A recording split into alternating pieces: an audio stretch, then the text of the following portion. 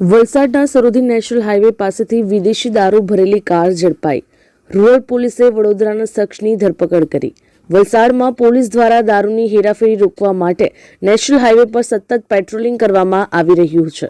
ત્યારે વલસાડ રૂરલ પોલીસે બાતમીના આધારે સરોદી હાઈવે પરથી વિદેશી દારૂનો જથ્થો ભરેલી એક કાર ઝડપી પાડી છે.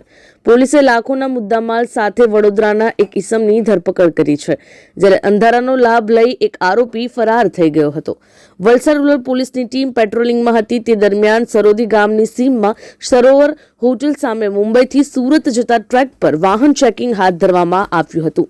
તે દરમિયાન એક શંકાસ્પદ બ્લેક કલરની રેનોલ્ટ કાયગર કાર ત્યાંથી પસાર થતા પોલીસે તેને અટકાવી હતી.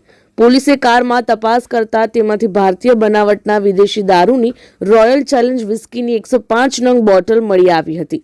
આ દારૂનો જથ્થો સિલવાસની અલગ અલગ વાઇન શોપમાંથી છૂટક લઈને વડોદરા લઈ જવામાં આવી રહ્યો હતો. પોલીસે ઘટના સ્થળેથી કાર ચાલક વિકાસ ઉર્ફે ગદીન મહેન્દ્રભાઈ સોલંકીને ઝડપી પાડ્યો હતો, જ્યારે ક્લીનર સાઇડ બેસેલો ભૂપેન્દ્ર નામનો શખ્સ અંધારાનો લાભ લઈ ભાગી છૂટ્યો હતો. વલસાડ રૂરલ પોલીસે 34,125 રૂપિયાનો દારૂ અને 5 લાખની કાર મળી કુલ 5,34,125 રૂપિયાનો મુદ્દામાલ કબજે કરી પ્રોહિબિશન એક્ટ મુજબ ગુનો નોંધી આગળની તપાસ હાથ ધરી છે. અમારી લાઈવ ન્યૂઝ 24 ચેનલને સબસ્ક્રાઇબ કરો.